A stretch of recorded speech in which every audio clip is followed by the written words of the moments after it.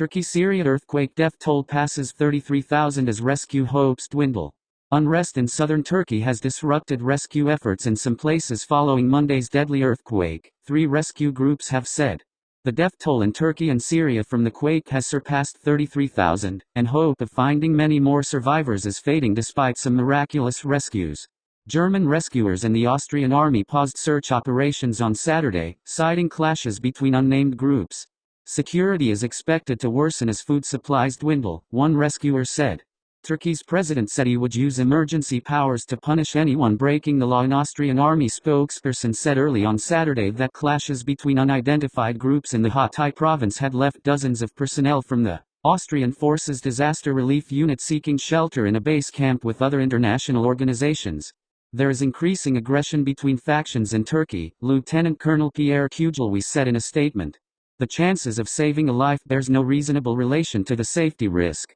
Hours after Austria paused its rescue efforts, the country's Ministry of Defense said that the Turkish army had stepped in to offer protection, allowing the rescue operations to resume. The German branch of the search and rescue group ESAR and Germany's Federal Agency for Technical Relief, TSW, also suspended operations, citing security concerns. Am I really alive? The emotional rescue of 2 trapped sisters. Turkey earthquake fault lines mapped from space.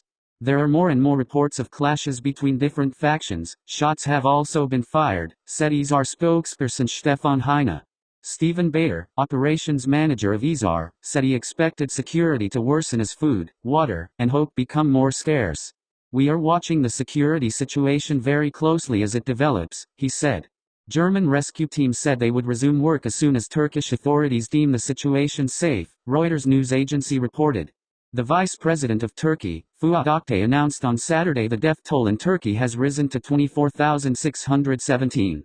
While Turkey's president, Recep Tayyip Erdogan, hasn't commented on the reported unrest in Hatay, he did reiterate on Saturday that the government would take action against those involved in crimes in the region. We've declared a state of emergency, Mr. Erdogan said during a visit to the disaster zone today. It means that, from now on, the people who are involved in looting or kidnapping should know that the state's firm hand is on their backs. State media reported on Saturday that 48 people had been arrested for looting, according to AFP. Turkish state media reported several guns were seized, along with cash, jewelry and bank cards. A 26-year-old man searching for a work colleague in a collapsed building in Antakya told Reuters, people were smashing the windows and fences of shops and cars.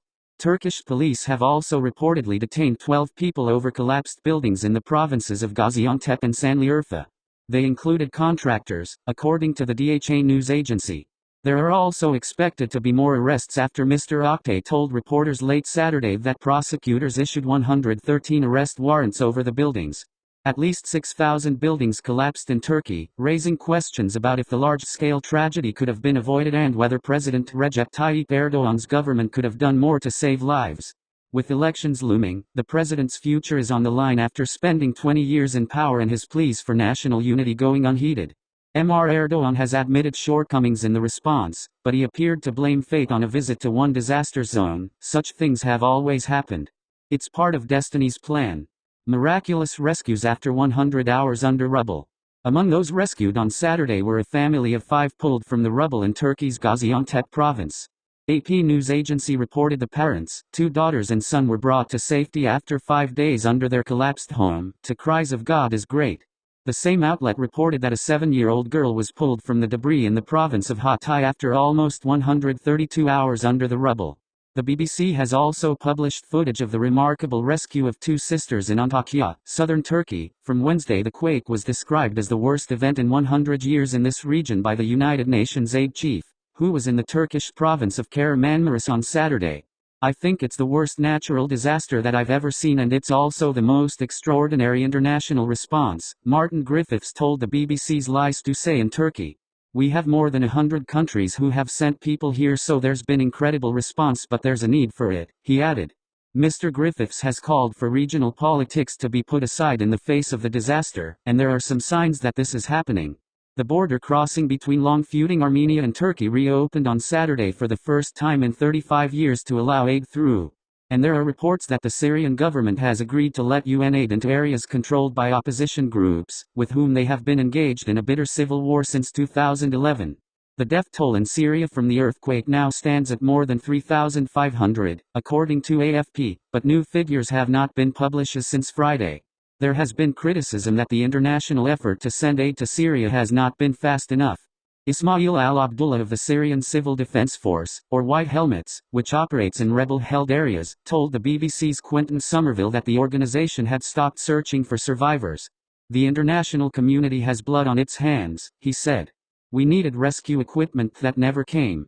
Savanka Donapala, the Syria representative of the UN High Commissioner for Refugees, UNHCR, told Al Jazeera that as many 5.3 million Syrians may be homeless following the quake.